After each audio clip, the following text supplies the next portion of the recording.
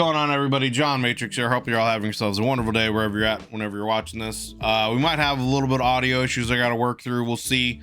I had some technical difficulties with my computer over the last week. That's why the videos has been a little lacking over this last week. But I think I got everything straightened out now. So everything sounds good, looks good, but I guess let me know if the audio levels, either my voice or the recording, are too quiet or too loud or whatever. And I will do some adjusting accordingly. But anyway, we're gonna be jumping into the next Magnus Archives episode here today. We're gonna be checking out number 4, Magnus Archives number 4, Pageturner. Links will be down below, as always, in the description to the Magnus Archives playlist and to the Rusty Quill Podcast channel and to their website. So if you want to go check out all of their stuff, the links will be down below for you to go and do that and check out any kind of sponsorship stuff they got going on, whatever kind of membership benefits they got going on the channel, any kind of merch they have on their website if you want to support them. So if you enjoy this podcast, go over there, check them out, and do all that stuff. If you'd like to join us when I'm doing these reactions live, there's a join button underneath the video, as well as the link in the description to the YouTube membership benefits and all that stuff that I offer. So check that out and see if you would have any interest in becoming a member and taking your support for my channel to the next level. Regardless, I just appreciate you guys coming in, hanging out, and watching the video. And yeah, I just appreciate you guys taking the time to do so. So I hope you enjoy this one. If you do, consider leaving a like and a sub, as it helps me and the channel grow, and it lets the YouTube algorithm gods know that you enjoy this kind of content and you want to see some more. So all that said, we're just gonna jump into this here. Again, Magnus Archives number 4, Pageturner, by the Rusty Quill Podcast. Let's do it.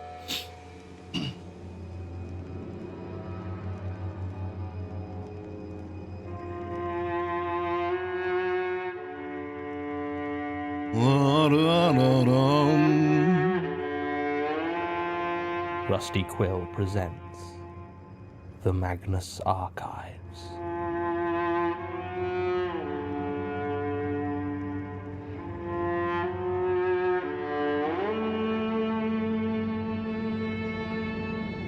Episode 4, Pageturner.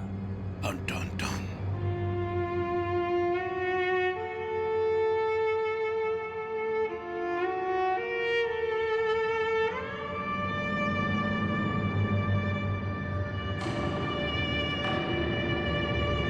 Music is so creepy. They do a really good job of setting the ambience.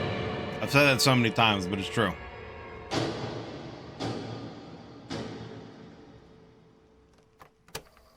Statement of Dominic Swain. Dominic regarding Swain. A book briefly in his possession in the winter of 2012. Original statement given June 28th, 2013. Audio recording by Jonathan Sims, head archivist of the Magnus Institute, London. Statement begins. Institute. I work as a theatre technician in various venues around the West End. I mainly deal with lights, but a lot of the smaller venues can't afford large crews for their productions, so you end up doing a little bit of everything. I guess that's not directly relevant to my experience, but I just want you to know that I'm not some crazy person wandering in off the street. I work. I do practical things with my hands, and I am not prone to crazed flights of fancy. I mean, I'm sure there's plenty of crazy people out there that work. I'm just saying. That day, I was going to see a matinee performance of the Trojan Women at the Gate Theatre up in Notting Hill. A friend of mine, Notting Hill, was in it, and had been trying to get me to come to see it for a while. We'd worked together on a production of The Seagull a couple of years before, and had had a bit of a thing going back then. At this point, I had just become single, so was keen to meet up and see if any of the old spark remained. I ended up going along on the afternoon of Saturday the 10th of November. I remember the date exactly. There had been a lot of back and forth about it, since we were both involved in separate shows at the time, making evenings difficult. So, on Saturday afternoon, I found myself in Notting Hill Gate, killing an hour or two before the show was due to start. Now, Notting Hill is not somewhere I go often, as it tends towards the pricey, even for London. And I'm not sure how much you know about theatre techs, but we're not generally an overpaid profession. Still, I had some vague memories of there being an Oxfam charity shop somewhere nearby, as I'd previously bought quite a nice old military tunic there, which remains one of my favourite jackets. I found it without any problems and spent 10 minutes or so looking over the clothes and knickknacks, but was a bit disappointed. It was smaller than I remembered, and just seemed to contain the same tedious curios as every other charity shop. I still had some time to kill, though, so I decided to have a look through their books, something I rarely bother doing usually. I found the book on the science fiction and fantasy shelf. At first, I assumed it was some sort of faux leather special edition, and I was sure whoever put it out for sale must have done the same, because the price on it was only £4. There was something about it that made me take another look, though, and picking it up, I felt the binding, and realized it might well have been bound in real leather, probably calf, given how soft it was. I'm not an expert on books by any means, but it seemed old, and I thought it might have been hand-bound as the pages were slightly uneven. Oh, the man's found the Necronomicon. He's about to release all the Deadites. We're getting into Evil Dead here. Army of Darkness. There was no dust wrapper on it, and the front had no title, but embossed on the spine in faded gold letters were the words Ex Altiora. I did some Latin in school when I was a child, but I haven't had much cause to use it since, so you'll have to forgive me if my translations don't make much sense, but I believe it meant from higher, or out of the heights. I was astounded, to say the least. The book was clearly worth far more than it was being sold for. If the shop clerk who put it out had been paying any attention, it would have been in the glass case where they kept those things people donated that were actually valuable. I had a flick through, but it seemed to be entirely written in Latin, so I didn't have much luck discerning what it was about. The only English... I mean, yeah, right? Like, if you find an authentic book written in Latin, that probably really would be worth a lot of money. Like an actual leather-bound book, an original copy written only in Latin. I mean, who knows, obviously, what the contents of the book would be, but regardless, for any kind of collector, I'm sure that book would have great value. Seemed to be a book plate at the front that read, "From the Library of Jürgen Leitner," although no author was listed. There were also several black and white illustrations, woodcuts, I think, each showing a mountain or a cliff, or in one picture what appeared to be an empty night sky. I felt an odd sensation when I looked at that image, as though, simple as it was, I was about to fall into it. My stomach gave an odd jolt, almost causing me to drop the book in the middle of Oxfam. I made up my mind to buy it. Even if I never figured out how to read the thing, it was clearly worth a lot more than they were selling it for. I felt like a bit of an arse for not letting them know how valuable it was, almost like I was stealing money from the charity. I mean, I would say that that also would kind of be a little bit of a red flag, right? Again, if you're in... It could just be, like he's saying, some kind of, like, mistake, or, you know, the people that own the bookstore don't realize what it is or the kind of value it could potentially have. But I mean, you would think that anyone that owned a bookstore, like, was an actual, like, book enthusiast kind of a thing, maybe a collector of certain things, you know, would see that and understand it would have some kind of extra value, right? An actual authentic leather bound book, potentially, you know, written in papyrus, maybe, right? If it is just written in just straight up Latin, I mean, I guess, you know, I don't know. Maybe it is written on, you know, actual paper and not papyrus, but when I think of like actual Latin, I think it would be pretty old, right? So,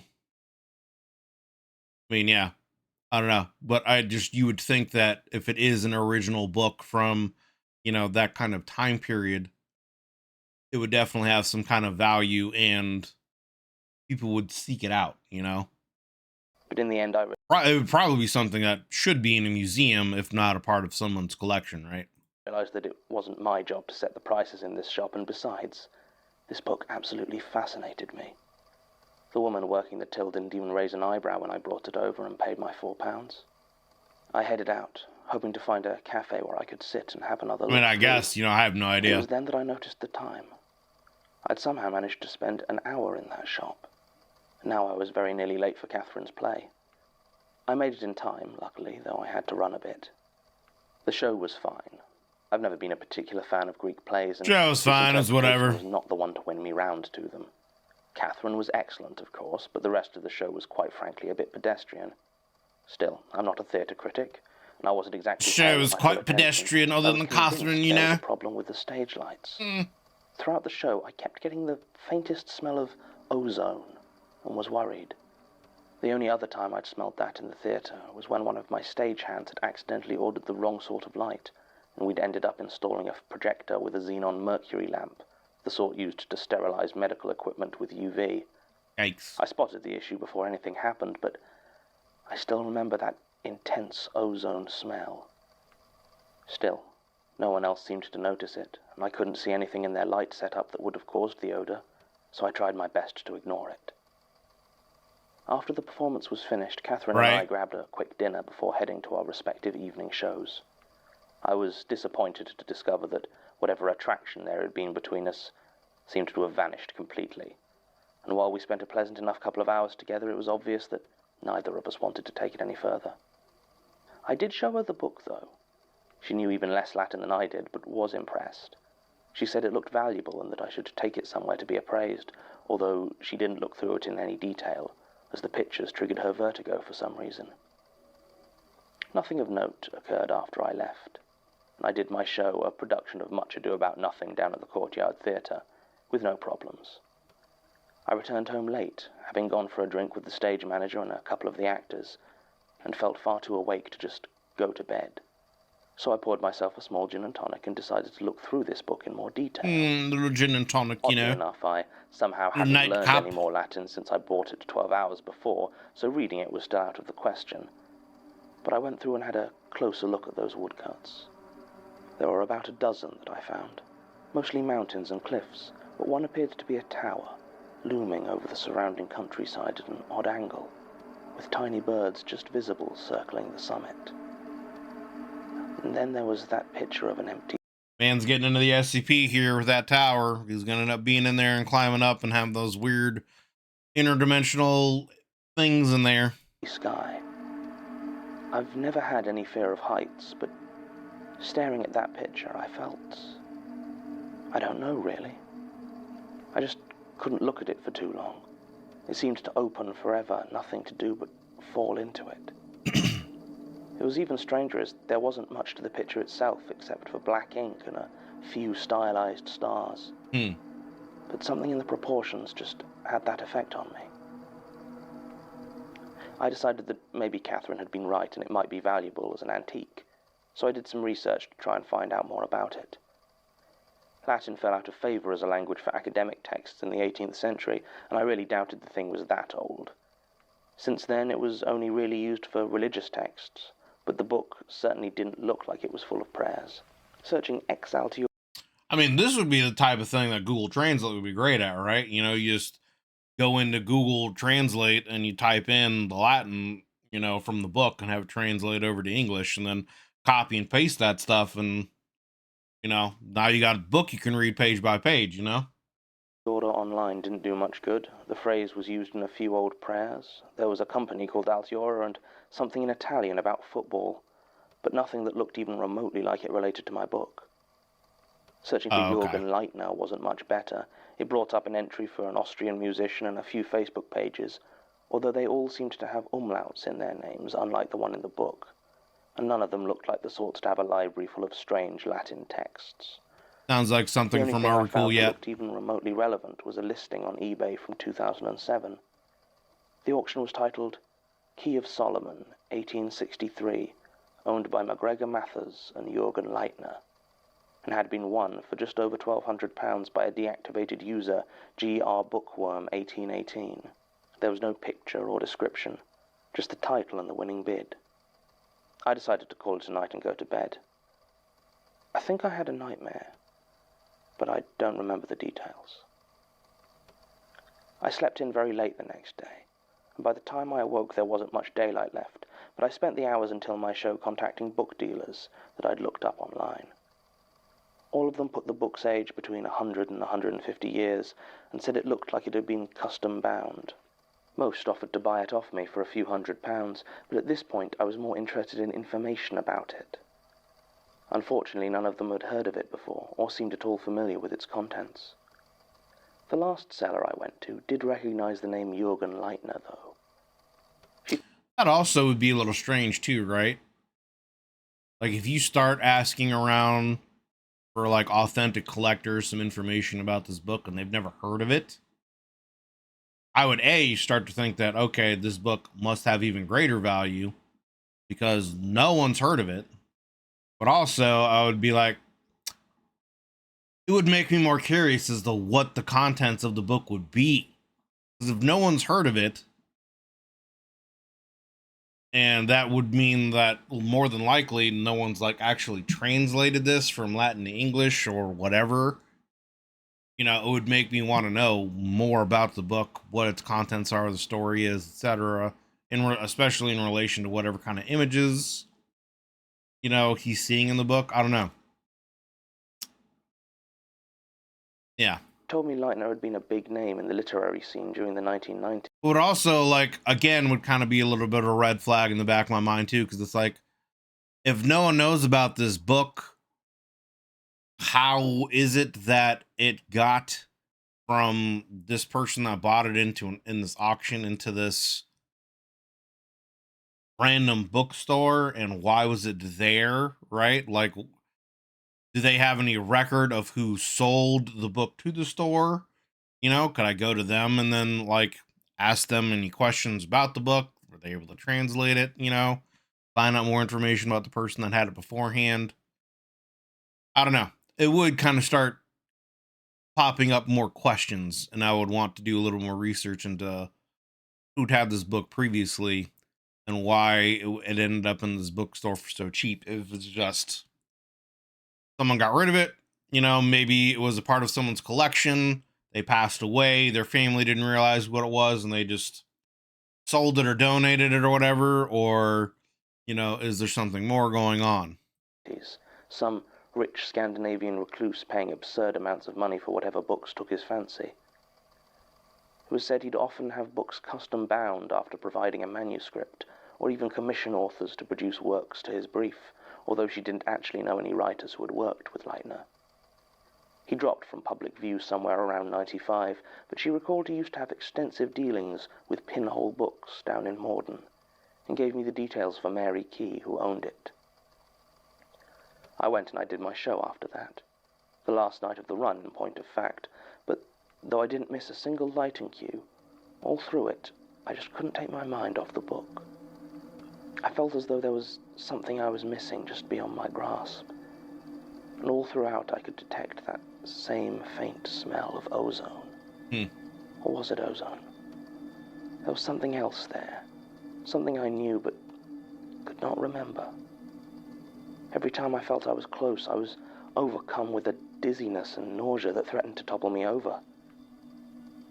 I skipped the cast party afterwards, instead going for a long walk to clear my head in the cold November air. I don't know how long I walked for. It must have been hours, but it felt right, like it was all I could do. Walking felt as natural as falling. It was only when a man shouted at me for almost walking into him that I stopped and took stock of my surroundings. Kind of a weird phrase. Walking felt almost as natural as falling. I don't know about you, but for me, falling doesn't really feel natural, right? Like, when you're falling, especially from a decent height, especially if it's like a sudden thing, you get that like rush of adrenaline and kind of panic. I don't get that when I'm walking. I'm just saying. I had no idea where I was. Yeah, each one's its own story. And saw that I was only a street away from Morden. I felt dizzy all of a sudden, and when I looked at the building I was stood in front of, I was not in the least bit surprised to see a brass plaque reading, "Pinhole Books, by appointment only," next to an unmarked door of dark-stained wood. I rang the doorbell and waited. The woman who opened the door wasn't at all what I was expecting. She was very old and painfully thin, but her head was completely clean-shaven, and every square inch of skin I could see was tattooed over with closely written words in a script I didn't recognize.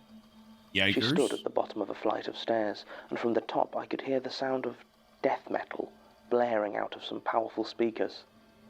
I wondered for a moment if she got complaints from the neighbors playing it so loudly at 2 o'clock in the morning, and realized with a start that it was actually 2 o'clock in the morning. I apologized for disturbing her so late and asked if she was Mary Key. She just snorted and asked in a decidedly unfriendly manner if I had an appointment.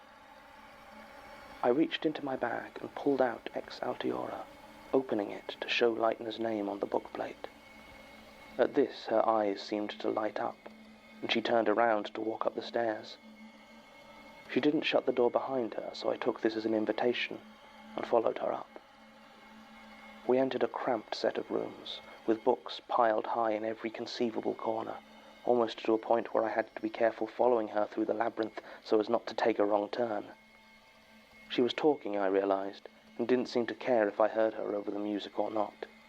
I don't know if I'd really feel very comfortable about going into the strange person's house at 2 in the morning, right? Like, you don't know who else is in there, or is anyone else in there. It's also strange that she's just apparently blaring death metal at 2 in the morning. Like, again, you, as you pointed out, aren't the neighbors complaining? Would that then also indicate that there aren't any neighbors? I don't know. This would just feel very strange. She said it had been a long time since she'd found a Leitner, although her Gerard kept an eye out. She gave no elaboration as to who her Gerard might have been. This strange old woman didn't seem interested in actually reading or looking at my book in depth, but asked instead if I wanted to see hers. I just nodded. I was out of my depth here, but I had no idea what in. I just knew that I hadn't smelled ozone since I arrived. I followed Mary Key into a dingy study. It was small to begin with, but every wall was completely covered with packed bookshelves, crowding even further into the space. Immediately my host began to scan them intently, muttering to herself about where he would have put it. I stood there awkwardly, not wanting to stare at the old woman, but also hesitant to do anything else. Aside from the bookshelves, there was little in the room other than a worn desk with a very old-looking chair behind it. The desk was covered with papers, as well as fishing wire and a safety razor. I think it says something about my state of mind at this point, that I didn't even give those items a second thought at the time. Yeah. Instead, my attention was fixed on a picture, attached to the one small area of wall not covered by bookshelves. It was a painting of an eye, very detailed, and at first I would have said almost photorealistic.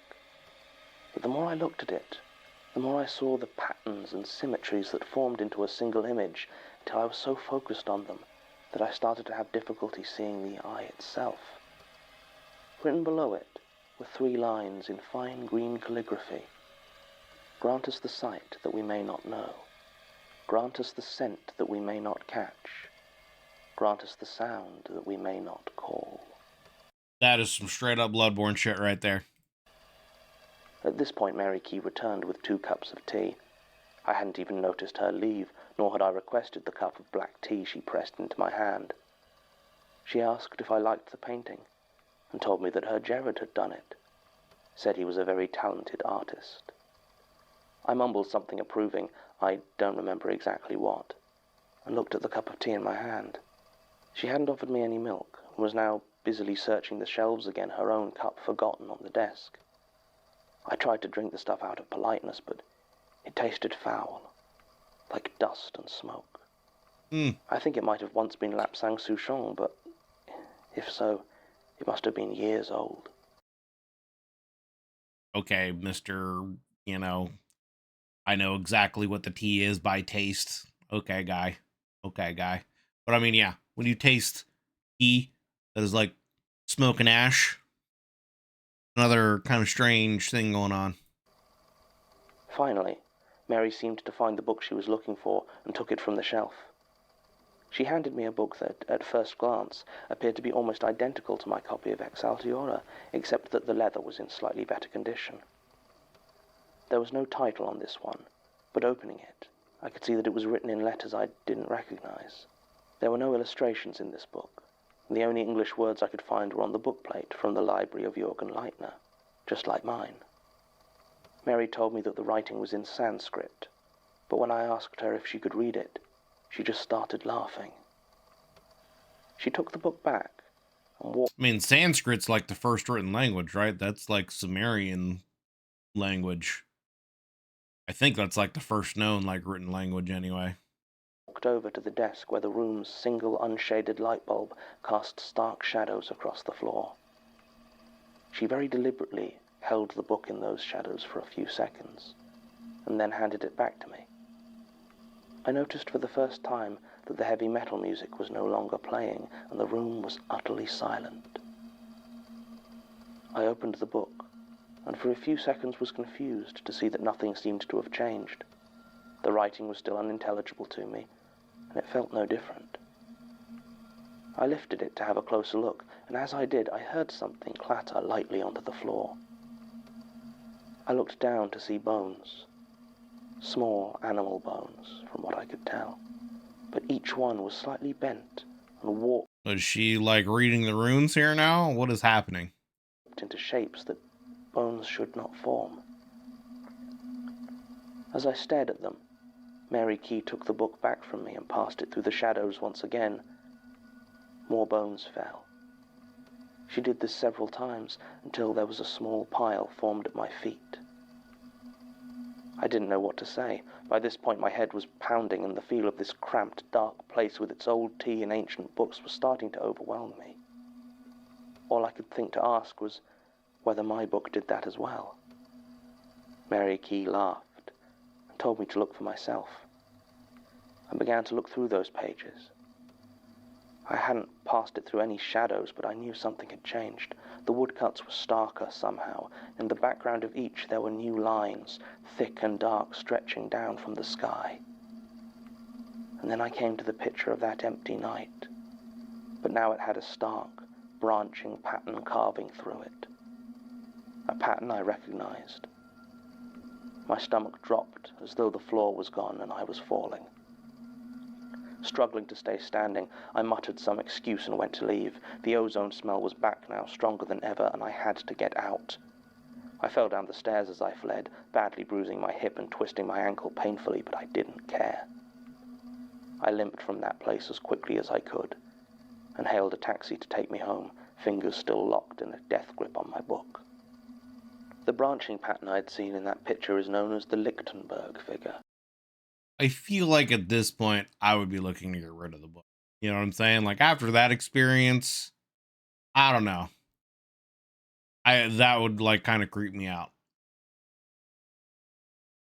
Yeah, I don't know, man. There's just like a lot of strange stuff has started happening. You've only had the book for like a day, right? And you start smelling like ozone and whatnot. And then you have this weird experience where like you're compelled to walk to this person's place. You see an old lady with, you know, tattoos in some kind of like calligraphy that you don't know or don't understand, potentially in some kind of unknown language. She sees your book, gets excited about it. You follow her into her place where there's death metal going on. It's dark and there's just like weird books everywhere. She offers you tea and you have this weird experience. Like, yeah, I don't know, man. At that point, my spidey senses would be going off and be like, all right, you know, I don't need this in my life. It's time to get rid of this book. It shows the diverging paths of electricity on an insulating material such as glass or resin. I knew it from the pattern of scars on the back of my childhood friend who had been struck by lightning because of me. Oh, I've been struck by lightning because of you? What? His name was Michael Crew, and we'd been 8 years old at the time, playing in a field near my grandmother's house. When the storm hit, Michael had said that we should go inside, but I wanted to keep playing in the rain. I said that to him, and he just sighed and told me all right. It was as he said these words that he was struck. The sound when it happened was so loud that it drowned out his screams completely. But it was the smell that really stayed with me. The ozone. That powerful ozone smell. Yep. Cut through with the scent of cooking meat. Michael survived. That last bit. Okay, the smell of ozone with cooking meat. That hit a little different. In the end. But the scar, that branching Lichtenberg scar, stayed with him for the rest of his life. When I got home, it took all of my concentration to get up the stairs, and when I finally made it onto my sofa, I couldn't shake that feeling as though I was falling, and the smell was so strong I could hardly breathe. I didn't look at the book. I just lay there. I felt as though I was waiting for something, but I had no idea what. By the time the knock on the door finally came, I was almost feeling composed enough to answer. A knock on the door now? It still took me almost 5 minutes to work up the nerve to open it. The knock did not come again, but I was positive that whatever was on the other side had not gone away. I reached over, grasped the handle, and pulled the door open. Stood just over the threshold was a man in a long, dark leather coat. His hair was dyed an artificial black, and he had the unshaven look of someone who hadn't slept in a couple of days. I asked him if he was Jared Key. He said that he was, and told me he'd like to see my book. I nodded silently, and he followed me inside, closing the door behind him. Nope. I took out the book. Nope. I would not be letting this random stranger into my place. I don't care what his name is, who he is, what his affiliation is. I'd be like, you stand out here. I'm going to shut the door. I'm going to get this book, and I'm going to give it to you. And you're going to leave. And placed it on the table. Jared studied it for some time, but did not touch it. Finally, he nodded and offered to buy it from me for £5,000. Hey, I'll take it. $5,000. He said that. Get this book out of here, brother. For a fraction of the amount, I might even have given it away if it wasn't for the feeling that that wouldn't count somehow. It's hard to explain. I didn't care what he planned to do with it. I just wanted to get rid of it. Yeah. And so I agreed. Jared didn't seem exactly happy of the news. He just nodded gravely and headed towards the door, saying he'd need to get the money in return. I didn't try to stop him. He left, closing the door behind him, and I was alone once again. The whole encounter lasted barely more than a minute. I sat there, waiting in silence for him to return. Yeah, I mean, it could be. It was awful, and I needed to find some way to distract myself from the creeping smell, so I decided to get out my computer and see what I could find out about Jared and Mary Key. It could be a situation where the answer is to actually, like, figure out what's in the book and actually read through it and get through doing that, and then you'll be fine, as opposed to, like, just getting rid of it. Typing in their names, I don't know what sort of thing it was that I expected to find. But it certainly wasn't a news article from 2008 about Mary Key's murder. Oh! Police had broken in late September after neighbors complained about the smell and found her lying dead in the study. If she's dead, then who did you just see? Cause of death was apparently determined to be an overdose of painkillers, but it was judged a murder due to extensive post-mortem mutilation of the body. What? Large pieces of her skin had been peeled away and hung up to dry on fishing wire. What? All around the room. The article had a picture of Mary Key, and there was no question that it was the same old woman that I had met in Morden. It was ruled a drug overdose, but then overruled to be post-mortem, whatever he said. What? Her body was essentially, after it was dead, was, I guess, defiled, for lack of a better terminology, and was mutilated. And her skin was strung up on fishing wire. Yeah, for real, dude. It puts the lotion on and it does what it's told. Like, Jesus. Though in the photograph she seemed to have a full head of hair and lacked any visible tattoos. I frantically started searching for any other information I could find. Other news stories covered Jared's trial for his mother's murder. Apparently he had been acquitted after a significant piece of evidence was deemed inadmissible, although none of the reports seemed to know what exactly that evidence was. It was at this moment the knocking came again. Jared had returned. I opened the door. I thought briefly about not letting him in, but I knew he'd wait there as long as he needed to, and I couldn't think for the reek of ozone that penetrated every one of my senses. I could not hide the terror on my face as he entered, but if he noticed the change in my demeanor, then he didn't react to it. He simply handed me an envelope filled with cash. I didn't even bother to count it before handing him the book. I wouldn't He looked either, at the really. title, then flicked through it very quickly, before laughing just once and nodding, apparently to himself, as though he'd just come to some sort of decision. I had expected Jared to leave immediately, but instead... Yeah, this is where he murders you and, you know, strings up your body and, yeah. Yeah. Exactly. Yeah. The Night Lords, right? Instead, he walked over to my metal waste paper basket and placed the book inside. He reached into his jacket pocket and pulled out a bottle of lighter fluid and a box of matches. Within a few seconds, the book was ablaze, and the smell vanished almost immediately. Burn the book? Even as my head began to clear, I felt like I had to ask him why. But he just spent $5,000 to buy this book and then burn it? shook his head. My mother doesn't always know what's best for our family. That was all he said before picking up the waste paper bin, now full of gently smouldering ashes. I warned him it would be too hot to hold, but he shrugged and said he'd had worse.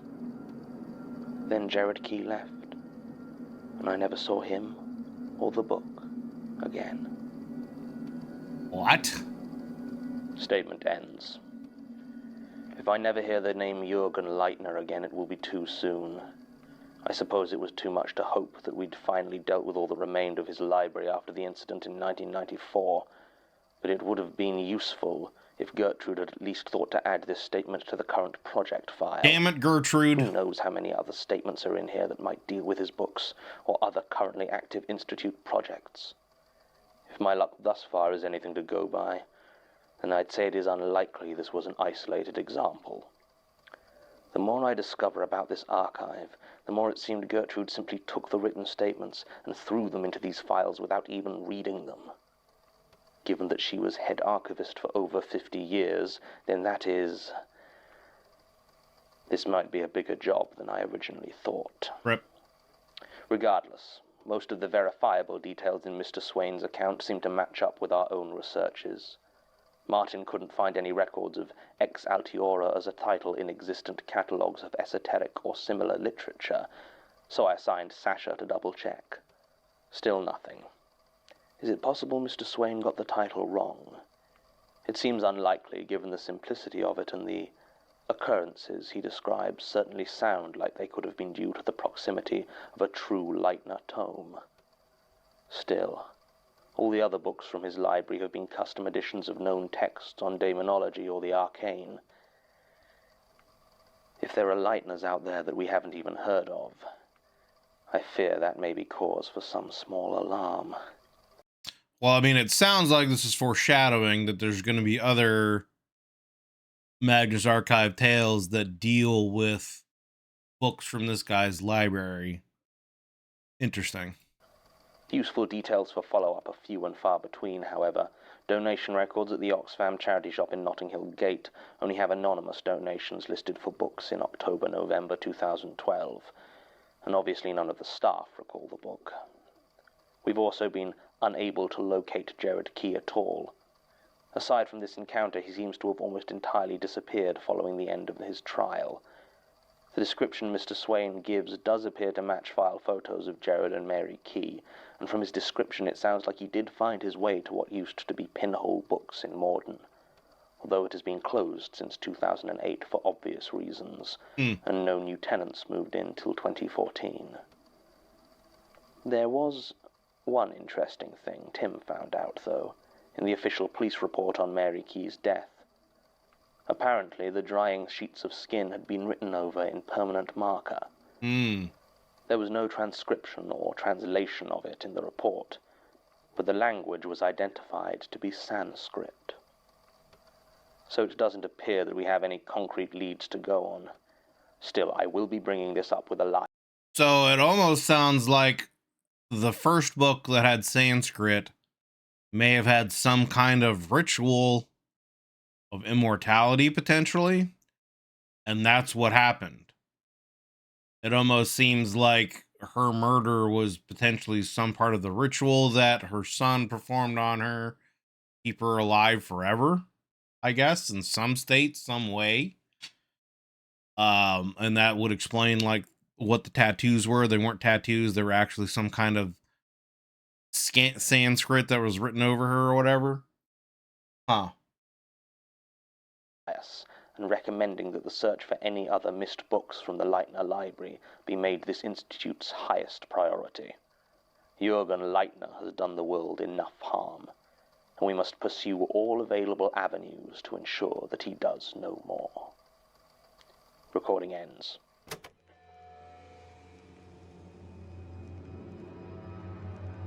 All right, well, there you go. That was Magnus Archives number 4, Pageturner, by the Rusty Quill Podcasts. The links will be down below in the description, as always, to the playlist for the Magnus Archives, their website, and the Rusty Quill Podcast channel. So you can go over there if you enjoyed this. Be sure to give it a like, hit that sub button on their channel, and check out any kind of membership stuff they got going on, any sponsorship stuff's going on, and they got plenty of merch on their website. So if you want to support them, check all that stuff out. Interesting story. It's one of the things so far about the Magnus Archives, right? A lot of the stories seem to be left open-ended, and then like they almost feel a little too open-ended in some ways, right? So it's like I have a lot of questions. You know, obviously it seems like some kind of ritual was performed on Jared's mom, Margaret, I think is her name. I'm already like forgetting because my brain is terrible at remembering names. But it seems like some kind of ritual was performed on her, potentially to keep her alive or immortal in some way, even though her body was destroyed. Maybe it tied her spirit to that building, or to the books in some way, and then so anyone who found those books would be drawn to her or something, for guidance or whatever. But I mean, if that's the case, then why is it a situation where Jared would want to buy the book and then burn it, right? You know what I mean? Like, you spent £5,000 to buy the book off the guy, I can't even remember his name now, off the main dude of the story here, to just burn it and destroy it, it seems. So like, why would that be the case? Is it a situation where like he and his mom are trying to stay connected to the books and that's it? And so like once someone has read a book, they have some kind of spiritual connection to those books and to them, and then the only way to break that connection is to burn it. And then like, what is the connection with him and the ozone? I mean, obviously the connection is the story that he had where, you know, he felt guilty about wanting to stay outside and play in the rain, and it caused his friend to get struck by lightning. It seemed like his friend survived, but it was obviously a traumatic event for him as a kid, and he felt guilty about it. But that, like, what did that have to do with the book? You know what I'm saying? Like, was the book just bringing up that trauma? If so, why?